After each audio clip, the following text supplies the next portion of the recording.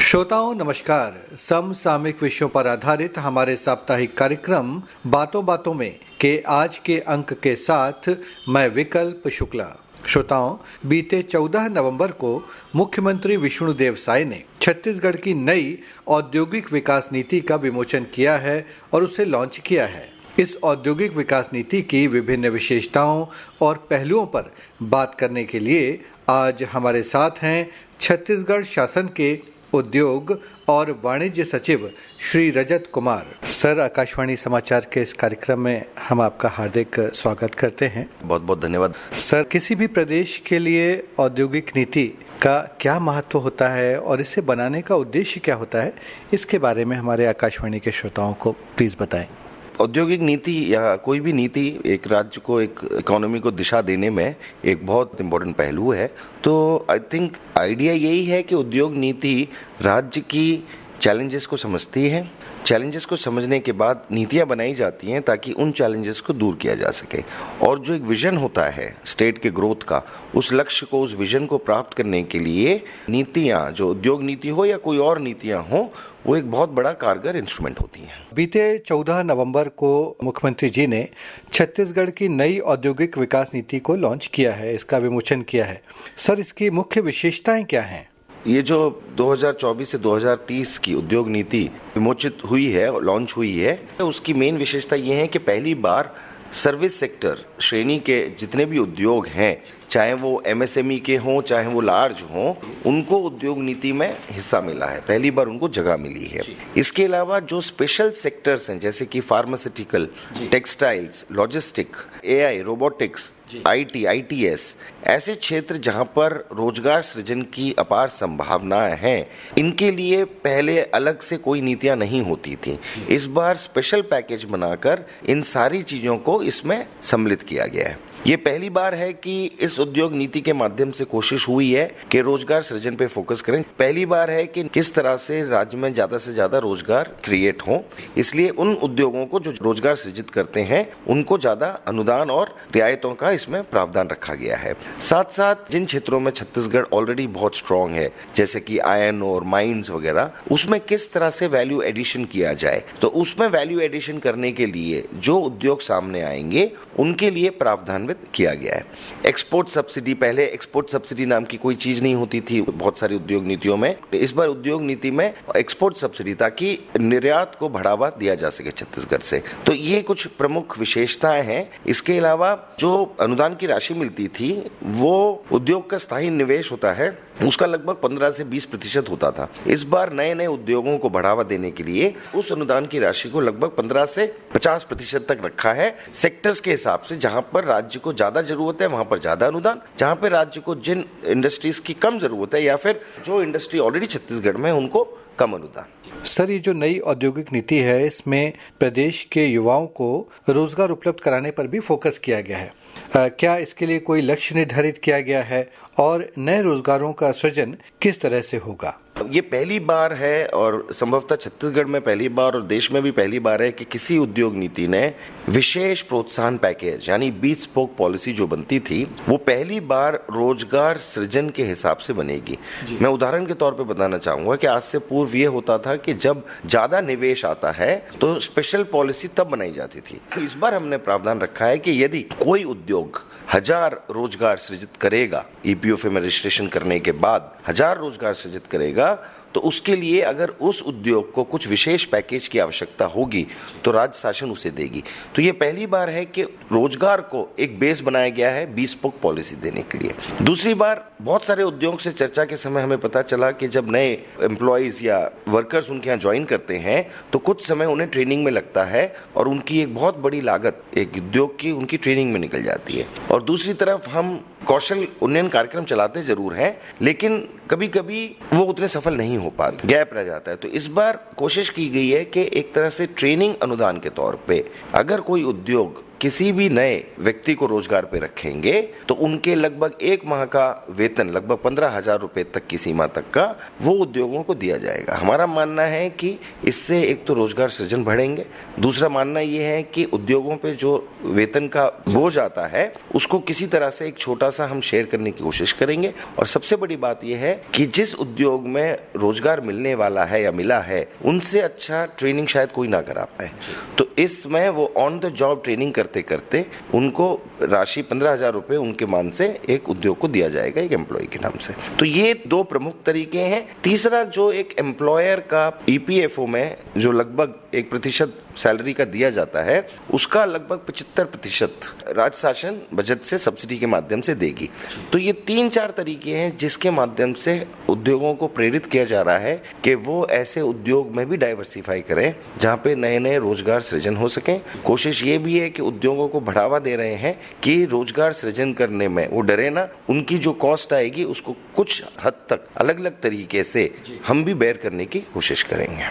सही, जो नई औद्योगिक नीति है इसमें अग्निवीरों और जो नक्सल पीड़ित परिवार के जो युवा हैं उनको भी स्वयं का रोजगार स्थापित करने का प्रावधान किया गया है और ऐसा करने वाला छत्तीसगढ़ संभवतः देश का पहला राज्य है। इसके बारे में थोड़ा विस्तार से बताएं। जी, ये बिल्कुल सही बात है कि ये छत्तीसगढ़ देश का सबसे पहला राज्य है जिसमें कैबिनेट के दौरान और अलग डिस्कशन में माननीय मुख्यमंत्री जी ने इस बात को हमें निर्देशित किया था कि किस तरह से जो नक्सल पीड़ित हैं या फिर आत्मसमर्पित कर चुके नक्सली और अग्निवीर, इनके लिए हम किस तरह से उद्योग की संभावनाओं को बढ़ावा दें। तो 2 तरह के प्रावधान किए गए हैं। एक तो ये किया गया है कि अगर कोई भी उद्योग किसी भी दिव्यांग, अग्निवीर या आत्मसमर्पित नक्सली को अपने यहाँ पर रोजगार देते हैं तो उनके वेतन का 40% उनका वेतन राज्य शासन द्वारा पॉलिसी के थ्रू से वहन किया जाएगा।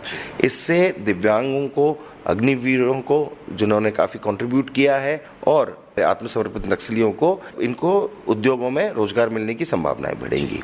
दूसरी तरफ यदि SC ST महिला या फिर FDI प्रमोटिंग इंडस्ट्री होती हैं या फिर नक्सल पीड़ित विक्टिम्स हैं या फिर अग्निवीर हैं, ये अगर खुद उद्योग प्रारंभ करते हैं तो अन्य सब्सिडी के अलावा जो इनका टोटल सब्सिडी का परसेंटेज बनेगा उस पे 10% अतिरिक्त दिया जाएगा।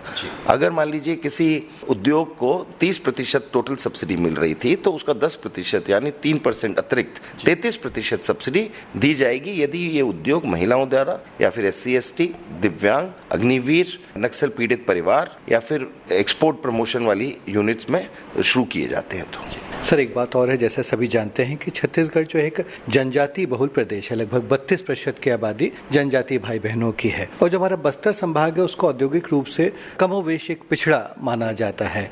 यदि हम कंपैरेटिव स्टडी करें तो बस्तर संभाग में, बस्तर क्षेत्र में उद्योगों के विकास के लिए क्या उपाय किए जाएंगे? एक तो जो हमने आपको बताए थे कि जितने भी सब्सिडी की डिजाइनिंग ऐसे की गई है कि माननीय मुख्यमंत्री जी के निर्देश थे कि किस तरह से एक समावेशी योजना बनाई जा सके, नीति बनाई जा सके, ना केवल सेक्टर्स को ध्यान में रखते हुए बल्कि क्षेत्रों को ध्यान में रखते हुए। तो इस नीति में पूरे राज्य को अलग अलग क्षेत्रों में डिवाइड किया गया, लगभग 3 श्रेणियों में डिवाइड किया गया है। जो हमारे बस्तर और सरगुजा के कुछ ब्लॉक्स हैं जहां पर विकास की और संभावनाएं हैं, उन क्षेत्रों में यदि कोई उद्योग लगता है तो उसमें हर श्रेणी की सब्सिडी में अतिरिक्त प्रावधान किया गया है। अगर कोई उद्योग रायपुर में लगता है तो उसको अगर 20% सब्सिडी मिलती है, तो अगर कोई उद्योग बस्तर के किसी पिछड़े विकास खंड में या फिर सरगुजा के दुर्गम विकास खंड में वो उद्योग लगता है तो उनको लगभग 35% मिलेगी। तो सबसे पहली कोशिश की गई है कि इंकरेज किया गया है उद्योगों को कि वो जाकर इन दूरस्थ स्थल हैं जो पिछड़े विकास खंड है उनमें उद्योगों को बढ़ावा दें और वहाँ के जो युवा हैं उनको रोजगार मिल सके। इसके अलावा जो हमारी सब्सिडीज की प्लानिंग है, इवन जो नॉर्मल इंडस्ट्रीज होती हैं, चाहे वो हम स्टील की कहें या आयरन एंड स्टील की बात करें, तो आयरन एंड स्टील की इंडस्ट्रीज और स्टील की इंडस्ट्री जो हमारा एक नेचुरल स्ट्रेंथ है छत्तीसगढ़ का, वो अगर बस्तर सरगुजा में लगती हैं तो वहां पर जो आयरन और यूज होता है उसकी रॉयल्टी का भी एक अंश का वहन पॉलिसी के माध्यम से किया जा रहा है। क्योंकि जो आयरन हो रहा है एक बहुत इंपॉर्टेंट कंपोनेंट होता है कॉस्ट ऑफ प्रोडक्शन का, तो उसको अगर सब्सिडाइज करेंगे हम तो वहां पे कॉस्ट ऑफ प्रोडक्शन कम होगी। तो इस तरह से मूलतः जो सबसे बड़ी कोशिश ये है कि हर सब्सिडी का डिफरेंशिएशन किया गया है, चाहे वो वो हमारी SGST वाली अंशदान हो, छूट हो, या फिर हमारी FCI का पूंजी निवेश अंशदान हो, उसकी सब्सिडी हो, अनुदान हो, ये सारी सब्सिडीज का डिजाइनिंग इस तरह से की है कि कोई यदि पिछड़े क्षेत्र में लगाता है, डिफिकल्ट एरियाज में लगाता है, चैलेंजिंग प्लेसेस में लगाता है, तो उनको ज्यादा सब्सिडी मिले। साथ साथ अगर कोई इंडस्ट्री जो हमारी प्रायोरिटी की है, थ्रस्ट एरिया की है, जैसे कि वनोपज हुआ, लॉजिस्टिक्स हो गई, तो यदि कोई उद्यमी अगर थ्रस्ट एरिया की यूनिट को पिछड़े क्षेत्र में लगाते हैं तो उनकी सब्सिडी और बढ़ जाती है, क्योंकि वो इंपॉर्टेंट सेक्टर में भी लगा रहे हैं और एक डिफिकल्ट एरिया में लगा रहे हैं, तो उनको एंकरेज करने के लिए एक्स्ट्रा सब्सिडी का प्रावधान किया है। तो इस पूरी डिजाइन में ये हमने ध्यान रखा है, कोशिश की, हमें साफ निर्देश मिले थे माननीय मुख्यमंत्री जी के कि किस तरह से हम डेवलपमेंट के जो गोल्स हैं उनको भी अचीव करने की इस पॉलिसी के थ्रू कोशिश करें। सर, एक बात और है, मुख्यमंत्री जी ने जब इस नीति को लॉन्च कर रहे थे, इसका विमोचन कर रहे थे, तो कहा था कि छत्तीसगढ़ को देश का हेल्थ हब बनाने की कोशिश की जाएगी। इससे क्या अभिप्राय है, थोड़ा सा बताएं। अभी तक हम ये देख रहे हैं कि रायपुर, बिलासपुर, भिलाई, यहाँ पर तो हेल्थ इंस्टीट्यूशंस काफ़ी बड़े हैं। फिर भी अगर आप दूसरे महानगरों के मुकाबले में कंपेयर करें तो जितने हॉस्पिटल्स होने चाहिए, जितने बेड्स होने चाहिए, उनकी शायद अभी भी कमी है। साथ साथ में जब हम डिफिकल्ट एरियाज़ की बात करें, सरगुजा या बस्तर, वहाँ पर इसकी और ज़्यादा कमी देखी जाती है। जैसा कि माननीय मुख्यमंत्री जी ने लॉन्च के समय कहा कि यदि कोई संस्था या उद्योग वेलनेस सेंटर शुरू करते हैं या कोई हॉस्पिटल शुरू करते हैं तो उनके लिए भी एक सब्सिडी रखी गई है ताकि उनको एंकरेज किया जा सके। नेचुरल कोर्स में तो जितना हेल्थ की स्ट्रेंथ बढ़नी थी छत्तीसगढ़ में वो तो बढ़ेगी, लेकिन कोशिश ये है कि उस प्रोसेस को हम थोड़ा स्पीड अप कर सकें। अगर कोई व्यक्ति सोच रहा था कि मैं 5 साल बाद हॉस्पिटल खड़ा करूंगा और हॉस्पिटल प्राइवेट सेक्टर में आएंगे, तो कोशिश ये है कि प्राइवेट सेक्टर में हॉस्पिटल हो, रेडियोलॉजिकल सेंटर्स हो, उनमें जो लोग इन्वेस्ट कर रहे हैं वो पॉलिसी के माध्यम से प्रेरित हो और लगाए। जैसा कि मैंने पहले कहा था, सेम चीज अगर दूर स्थानों पे लगाई जाती है, सरगुजा और बस्तर में, तो हमने उसमें सब्सिडी का प्रावधान और रखा है जब वो हेल्थ वेलनेस सेंटर्स में अपने आप को आगे लाते हैं और उद्योग लगाते हैं। सर, आमतौर पर ये देखा गया है कि जो उद्योगपति हैं उनकी एक छोटी शिकायत ये रहती है कि वो आना चाहते हैं, लेकिन कई बार उन्हें बहुत कठिनाइयों का सामना करना पड़ता है, सरकारी हस्तक्षेप का, जिसको पहले ज़माने में एक लाइसेंस सिस्टम कहा जाता था। बहुत सारे डिपार्टमेंट्स उनको मंजूरी लेनी पड़ती है, जिसमें बहुत विलम्ब भी हो जाता है और फिर धीमे धीमे उनकी लागत बढ़ जाती है उस विलम्ब की वजह से। तो जो ये नई नीति है, इसमें कितना सुगम किया गया है उद्योग की स्थापना को और सरकारी हस्तक्षेप को कितना कम किया गया है? अभी हाल फिलहाल सबसे बड़ी कोशिश ये हुई है कि किस तरह से हम एडमिनिस्ट्रेटिव रिफॉर्म्स को गति दें, किस तरह से हम तेजी से सुधार लाएं। यदि कोई फाइल 6-7 लेवल पे अप्रूवल होती है तो क्या उसे हम 3 लेवल पे लाकर जल्दी से जल्दी अप्रूव करें। उसी कड़ी में माननीय मुख्यमंत्री जी ने और माननीय मुख्य सचिव महोदय ने एक रिव्यू किया था कि कौन से ऐसे डिपार्टमेंट्स हैं जहां पे और रिफॉर्म्स की आवश्यकता है। तो लगभग 350-400 रिफॉर्म्स लगभग 20 डिपार्टमेंट्स में आइडेंटिफाई किए हैं जहां पे उद्योगपतियों को एंगेजमेंट करना पड़ता है और वहाँ पर डिले की संभावना रहती है, चाहे वो इंडस्ट्री डिपार्टमेंट हो या अन्य डिपार्टमेंट जो इंडस्ट्रीज से जुड़े हुए हैं। तो पहले कड़ी में हमारी कोशिश है कि किस तरह से हम ये 300-400 रिफॉर्म्स को अगले 6 महीने में कंप्लीट करें ताकि लोगों को उसमें ईज ऑफ डूइंग बिजनेस हो। दूसरी चीज है कि लोगों को जो एप्लीकेशन देने के प्रोसेस है वो जटिल होते हैं। CSIDC की अलग वेबसाइट होती है, इंडस्ट्री की अलग, और बहुत सारी वेबसाइट्स में कभी कभी उन्हें चैलेंजिंगली नेविगेट करना पड़ता है। तो अभी 1 दिसंबर से हम सिंगल वेबसाइट पे ये सारी सुविधाएं लेकर आ जाएंगे। सिंगल विंडो सिस्टम पहले भी था इन्वेस्टमेंट के लिए, लेकिन उसमें जो चीजें छूट गई थी, अलग अलग डिपार्टमेंट की जो अलग अलग एप्लीकेशन थी उसको भी उसमें हम लेकर आ गए हैं। ना केवल एप्लीकेशन सिस्टम उसमें डाला है, कोशिश ये है कि बाकी का भी जितना कम्युनिकेशन होता है इंडस्ट्रियलिस्ट का डिपार्टमेंट के साथ, किसी भी तरह का पेपर बेस्ड कम्युनिकेशन करने की आवश्यकता ना पड़े और उन्हें हम एक जगह पर कंप्यूटराइज्ड जवाब भी दे सकें और उनके काम भी कर सकें। तीसरी चीज है कि विद इन द ऑफिस जो सिस्टम पेपर पे फाइलें चलती थी उसको एक प्रोसेस के थ्रू शॉर्टन करके डिजिटली उसको सॉल्व करने की कोशिश की जा रही है। तो नंबर 1 रिफॉर्म्स, बड़े पैमाने पे रिफॉर्म्स लिए जा रहे हैं, सिंगल विंडो सिस्टम के थ्रू सारे एप्लीकेशंस आए, और तीसरी चीज कि किस तरह से हम अपने प्रोसेस को शॉर्टन करें। तो इन 3 के माध्यम से हमें उम्मीद है कि काफी सुविधाएं उद्योगपतियों को मिलेंगी, उनका जो ईज ऑफ डूइंग बिजनेस है वो बढ़ेगा। और मेरा मानना है कि हमारा डिपार्टमेंट का मोटो भी ये होना चाहिए कि we are easy to work with, कि हमारे साथ काम करना आसान है, सरल है। तो आई थिंक उसी मोटो पे हम लोग कोशिश कर रहे हैं कि अपने डिपार्टमेंट को ले जाएं। सर, एक अंतिम सवाल कि औद्योगिकीकरण के साथ साथ पर्यावरण का संरक्षण भी जरूरी है, तो ग्रीन उद्यम को बढ़ावा देने के लिए इस नई औद्योगिक नीति में क्या प्रावधान किए गए हैं? नीति के कभी कभी दो अंश होते हैं, एक होता है कि पॉजिटिव इंसेंटिव क्या है और दूसरे नेगेटिव कोशिश की जाए कि किस तरह से पोल्यूशन को हम कम कर सकें। तो जो हमारे ऑलरेडी डेवलप्ड इंडस्ट्रियल एरिया हैं वहाँ पर हम कुछ सब्सिडीज नहीं दे रहे हैं। तो एक तरीका ये है कि लोगों को एक मैसेज देना चाह रहे हैं कि जहाँ पर ऑलरेडी इंडस्ट्रियलाइजेशन बहुत हो चुका है, ऑफकोर्स वहाँ पे रोजगार सृजित हो रहे हैं, टैक्स राज्य को मिल रहा है, लेकिन उसकी शायद हो सकता है सीमा इंडस्ट्रियलाइजेशन की पूरी हो गई है। तो ऐसे कुछ क्षेत्र आइडेंटिफाई किए गए हैं जहां पर इंडस्ट्रियलाइजेशन को हम सब्सिडी नहीं देंगे, लोग लगा सकते हैं लेकिन सब्सिडी का प्रावधान नहीं रखा गया है।